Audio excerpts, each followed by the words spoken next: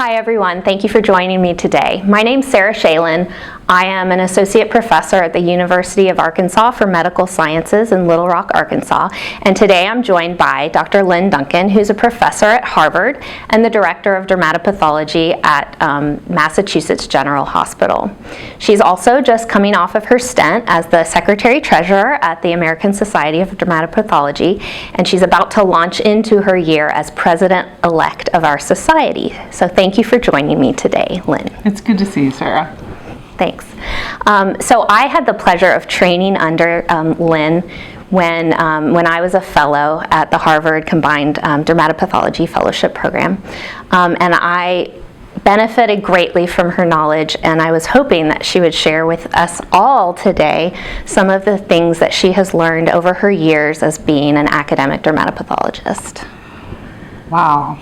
That's a big question. It's a big question since I've been doing this for now 30 years. Well, let me start with a more close-ended question. When you're at the microscope with trainees and learners, what is your favorite thing to come across the microscope stage? Oh boy. It's fun to see something that is pathognomonic, like something that you see and you know what it is, because then you can share, this is what herpes virus looks like, or this is molluscum, or this is the most beautiful epidermotropism and MF you've ever seen. I also like, well, where we are, the trainees review, and then it used to be they'd write down their diagnoses on the paperwork, but now we do direct entry where they enter it into the computer. And it's really great to go over what did they think and how do we tweak what they've written or change it all together, and I really love that. I like that too, because I think then you identify sort of knowledge gaps, not only in their learning, but like in your teaching too, so you kind of become a better teacher by knowing what you need to teach to next time. Yeah, that's actually one of the things that has happened recently is our DermPath fellows enter into the final diagnosis field, and we can sign it out right then. So it's shifted, because I really have to think, have we checked margins? Does this match with the clinical? Should I have something else in my note about the differential diagnosis?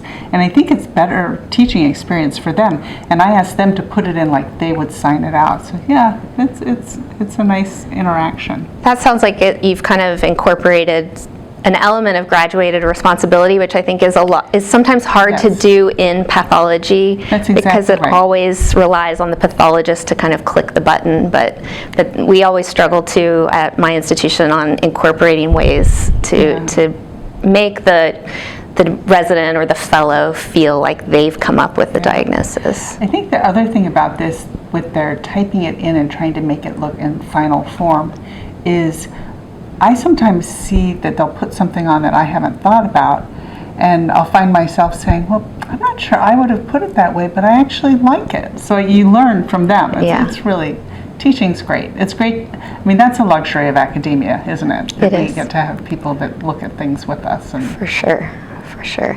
What about, so now the converse, are there any kinds of specimens that you get when you're sitting with trainees at the microscope that you kind of have a moment of, oh dear, how are we going to go about this one? Oh, that's a really good question. I think that the cases that I find challenging, but I'm not sure I say, oh dear, we have a very robust inpatient service. Unfortunately, our EMR allows us to look at the entire medical record and all the clinical photos and really access what the whole patient pictures, but sometimes those are really tough cases. And so you shift from what's the diagnosis to how am I going to approach this, and how am I going to share with the team the best approach to this kind of case. And often that does involve things like levels and additional studies and talking to the clinician and looking at the evolution of what's happened in that patient's clinical course. But I think those things are really challenging. There's a flip side. The cases that I love are ones that come in and you see something, you know it's going to be a weird lymphoid thing. And I know how to do those. So that's really fun. Yeah, you've sort of created a niche for yourself with cutaneous Bcell lymphomas. How did that come about? That happened early on. I think you've heard this story before, but thanks for asking. When I finished my fellowship, we really only had a few immunohistochemical stains, because this was in 1990. Well, yes, we'll leave it there. Yes. And we had a B-cell stain and a T-cell stain, and the way the books were written then and what we believed was that if you did a B-cell stain and a T-cell stain on a dense cutaneous lymphoid infiltrate, and there were T-cells on the outside and B-cells on the inside, that was benign. And if it was bottom heavy, you might worry more about lymphoma, and if it was top heavy, then it was more likely to be reactive. And that was basically the rules that we had at the time. And so I had just joined the faculty, it was like 1992, and got a case across my desk, and it was a really dense lymphoid infiltrate, and I did the 2 stains, and there were interstitial T cells and these nodules of B cells. And there's something about it that looked funny to me, and I couldn't figure out what it was. And I showed it to Dr. Mim, who was our leader at the time. He's been my mentor for 30 years and still going strong. But I took the case to him and said, this is funny. He said, well, you're right. It's got the surrounding zones of T cells and the center zones of B cells. But there is something funny about it. Why don't you go show this to Nancy Harris? And at that time, Nancy Harris, who had just described all these marginal zone B-cell lymphomas or malt lymphomas, and other tissue sites, looked at it, and she said, I think this might be a cutaneous marginal zone lymphoma. I haven't seen this before. I think she probably called it B-cell lymphoma, mucosa-associated lymphoid tissue, because that was the terminology at the time. So we did some more immunohistochemical stains, and it turned out that's what it was. So we signed it out, and I went back to my office, and I thought, here I am with world-famous dermatopathologist, world-famous hematopathologist. They figured it out, but how many people don't know what this is? And that started the journey. There's a little more to the story. Keep going. So at that time, Mimi Bailey, Elizabeth M. Bailey, was a resident, and we decided to pull a bunch of cases. And cases that we knew were lymphoid hyperplasia and cases that we knew were marginal zone lymphoma. And then we looked at the H&E stains. We tried to come up with what were the criteria that would allow you to identify these. And she wrote this beautiful series of cutaneous marginal zone lymphomas. Lorenzo Cerrone and his group in Graz, Austria, beat us to the punch and had his series come out before us. In fact, she presented her work at the ASDP at this meeting, and Lorenzo came up to her poster and said, "We've just seen a whole bunch of these." And afterwards I said, "Mimi, we got to get that paper written." Right. But that was the beginning, and that's happened along the way. As if I see something that I think, hey, this is kind of challenging for me. I wonder maybe not everyone knows this. Yeah. And that's driven the career. Maybe that's the answer to your first question. Okay. Well, thanks. That's a great answer. I think I would agree that I think part of what pulls a lot of us into academic careers, dermatopathology or otherwise, is that sort of desire to kind of continually ask the questions and not just accept the answers that we've been taught previously. So I can still hear your voice in my head when I'm looking at a biopsy for monocytoid B cells and plasmacytoid cells around there to think about marginal zone lymphoma. So I do hear your voice. Yeah. What do you think, what have you seen? So you've kind of alluded to a little bit of the change that you've seen in terms of the way we evaluate cutaneous lymphomas or lymphoid infiltrates in the skin.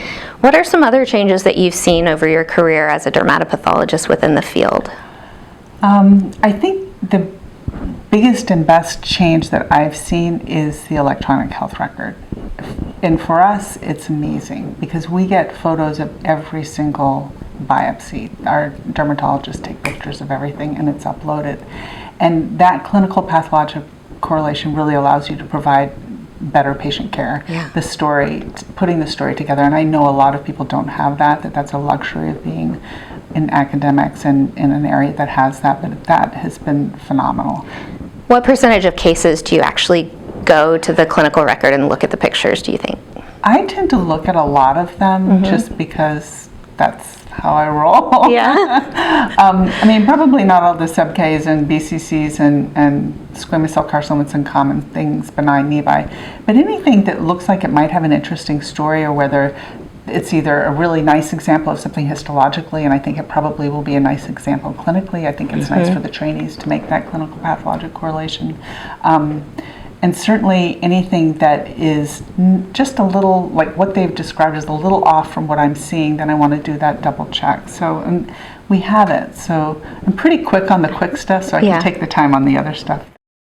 In addition to the EHR changes, we have more immunohistochemical stains, and they're not just cell-specific proteins, but also proteins that are translocation-specific, and then some things like P16 that might, if there's loss, lead you to do molecular testing. So I think just integrating the immunohistochemical staining with our molecular testing has been really an amazing addition to our work. So one of the things you just said prompts another question. P16, it's a little bit controversial in terms of its utility. How do you use it as an ancillary test, and how much do you rely on it? And when do you move to molecular? So I am really conservative. I love the H&E, I love the cytology, I really want to look at the morphology. So my use of P16 is pretty reserved. I use it in the context of an atypical spitzoid melanocytic tumor that if I had loss of P16, I would want to do FISH. Complete so very loss. Specific. Yeah, so that's the only time I do it. And if I do it and it's completely preserved, I feel reassured. It doesn't make it benign, but I feel reassured. If I do it and there's loss, significant loss, then I will send the case for FISH. And then depending on those results, that might move me more toward something more malignant or more benign. But again, those things are just one of many, many factors that go into the ultimate diagnosis. But so I use it if I think that the FISH result would give you additional information. What other immunostains are particular favorites of yours? Oh my. Well, I sort of have I use them in different ways, the melanocytic ones. So and this might be lab specific, but for us, if I want to look at melanocytes in the epidermis, I'll usually do a nuclear stain like MITF or SOX10. Our HMB45 is really good too for the epidermis, so I'll sometimes do that.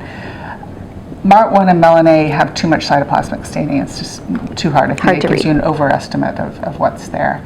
And then if I'm looking for dermal melanocytes, if it's desmoplastic, then I'll do S100 and SOX10.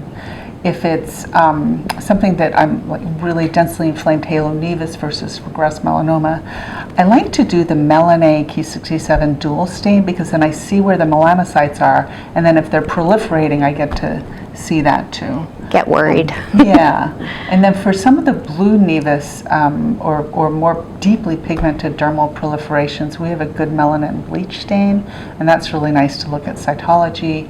I remember that I always have to do the red Q67 and not do the dual Melan-A Q67 in those pigmented things, because it's really hard to pick out the nuclei in the brown stain. And then on the lymphoid things, so if it's B-cell dominant, I like to do BCL6, BCL2, CD21 to look for follicular dendritic cells. I usually will do kappa and lambda light chains. Immunohistochemistry is fine, but if that is questionable, we might do the in situ hybridization as well. I don't do cyclin D1 because mantle cell lymphoma really just doesn't occur as a primary tumor in the skin. I don't do CD7 because loss doesn't mean anything. It could be reactive. So for the T cell things, I like to do CD4, CD3, CD8, and CD2 and CD5. Loss of 2 or 5 would be really helpful. And then depending on what it looks like, maybe add a CD30 or something. But I'm not immuno happy. I reserve that for if I think that it's really going to help me make the diagnosis. Well, I'm happy to say that those stains are still with me, and that's about kind of the same panel that I use, and I learned it from the best. So there you have a sort of a guide on evaluating B cell or T cell neoplasms in the skin. So Lyn, that leads me to ask you, what's some of the best advice you've gotten when you were training that you still use today? Oh, that's such a great question. And I was not prepared with these questions, so I'm having to come up with this. This is true. I didn't give her any of these in advance. So I think a piece of advice that Dr. Mim gave me stays with me. And that is to always remember the diagnosis that you thought of in the first 3 seconds that you look at the slide. And it may not be what that is, but to remember that and make sure that it's not that, because your first instinct is often correct. Mm-hmm. And I thought that was really great advice.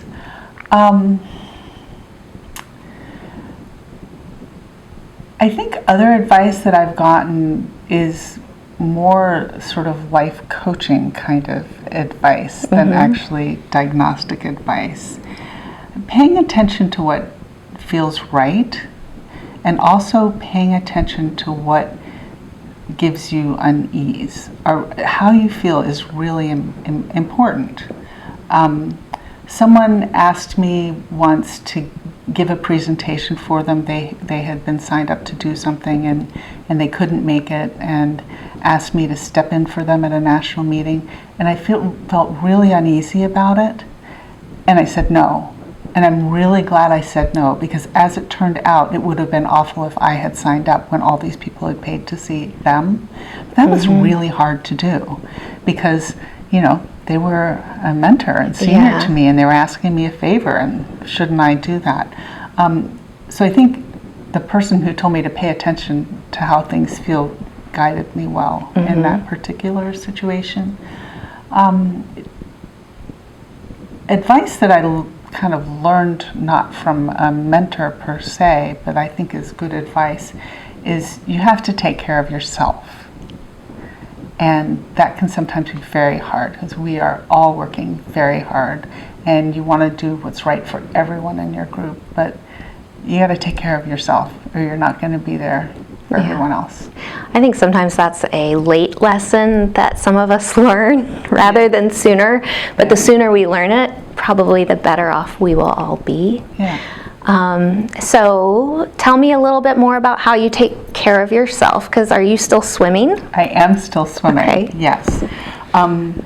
So I joined a swim team over 20 years ago that swims at the Harvard pools in Cambridge, and it's a wide range of people from ages in their 20s to 80s. And we have 3 practices a day, 5:30 in the morning, 12:30, and then there's an evening practice as well.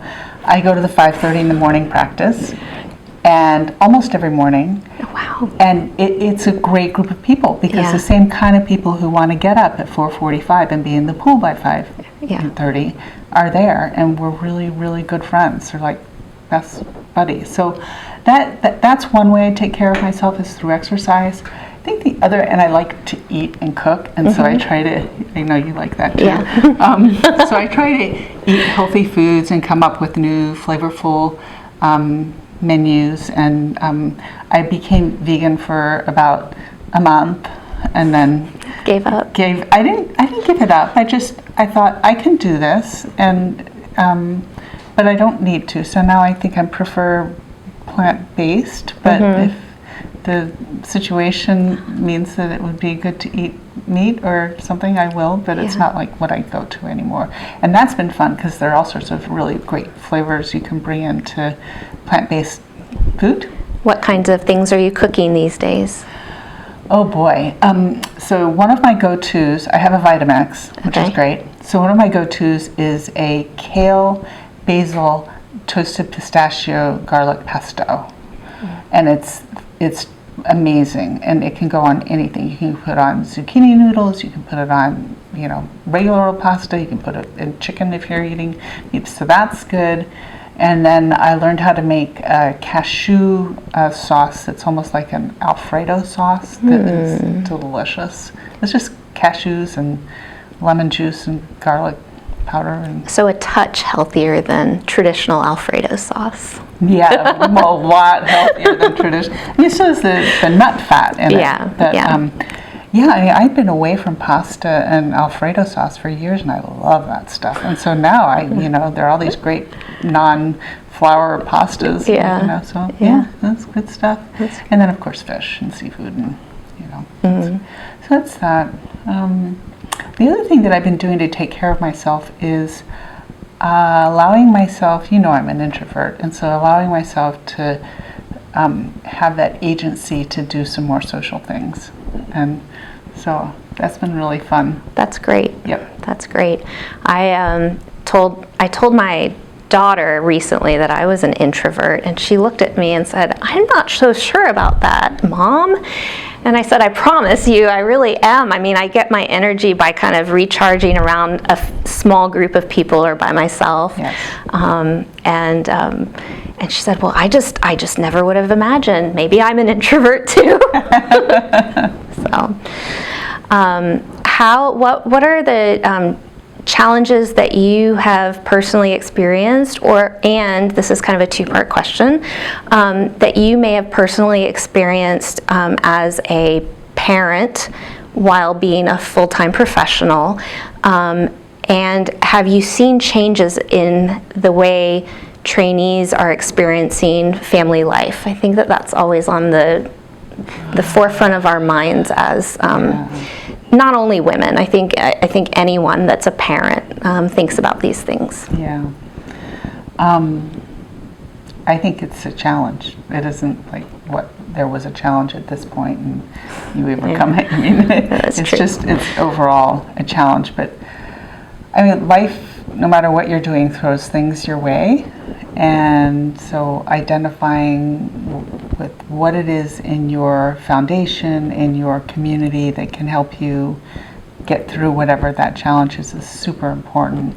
I have great friends, and my kids are amazing, and I have wonderful family and support, and I'm not shy about asking for help. And I've learned that when you ask for help, often people are really happy to help. Mm-hmm. That's the hard thing, is for me, is to say, can you help me with this, or I'd really like you to do that. And the more you do it, the more you find that you've got that community to help support you.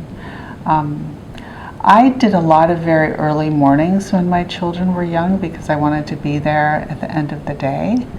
So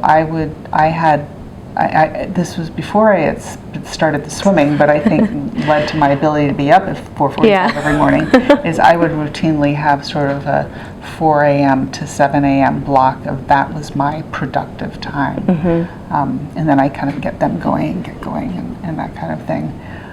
But everyone finds their own way of doing that. And I had a lot of help. Yeah. Yeah, none of us works in isolation. I think if we don't rely on other people, it gets overwhelming. I think for trainees today, the challenges are the same. They still exist. It's hard to juggle that parenting and work and your responsibilities and your ambitions to write that paper or chapter or whatever it is. And I don't have the answers. What's been one of your memorable studies that you've done with a trainee that resulted in a publication? Any particular ones that you were particularly excited about? Yeah, there have been a lot of them. Well, I told you about the one with Bcell and the lymphoma. Another one that I did very early on was a pregnancy and melanoma study with Robin Travers, who's a dermatologist in Massachusetts. She reviewed all these pigmented lesion clinic charts, and we looked at patients that had been diagnosed with melanoma while they were pregnant or around the time of pregnancy, and then had a cohort that was not pregnant and when they were diagnosed with melanoma, and found that the patients with pregnancy-associated melanoma had thicker tumors, but they didn't have a worse outcome. And that was a really interesting study, and it was phenomenal. She did a great job on that study. In addition to that pregnancy-associated study, more recently, I was involved with one of our medical students, Amrita Goyal, who is interested in dermatology. And she was one of my advisees, and we ended up working together, and she And Joy Carter and I put together this atlas of cutaneous lymphoma. And it was just such a great project to do together. I learned so much. Amrita's an amazing writer. We actually are now going to do another edition of it. Amrita's going to be one of our fellows next year. Fantastic. And I'm looking forward to working with her again.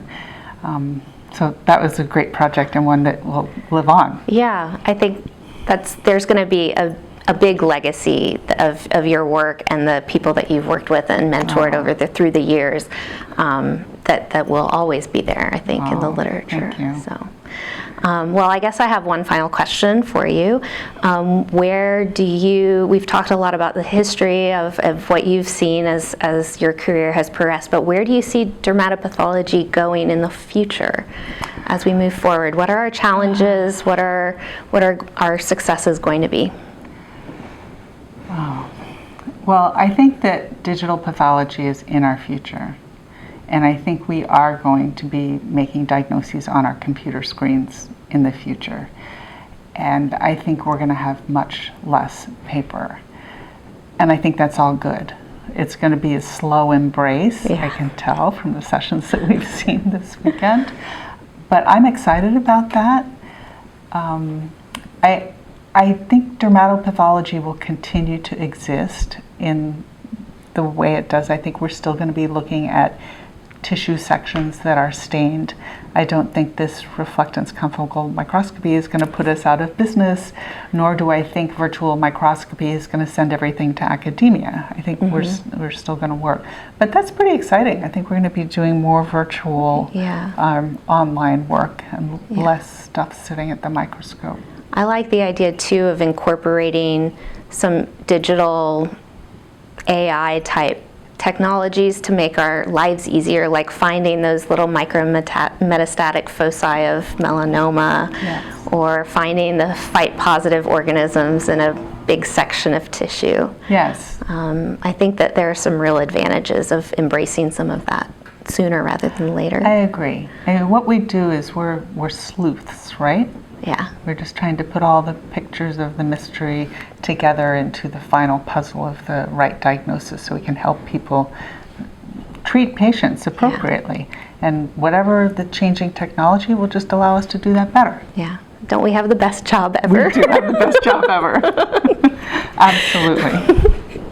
Well, thank you so much for talking with me today. I hope that you all have enjoyed getting to know Dr. Duncan a little bit better, and that you continue to support the American Society for Dermatopathology. Thank you, Sarah. Thanks. Thank you for watching.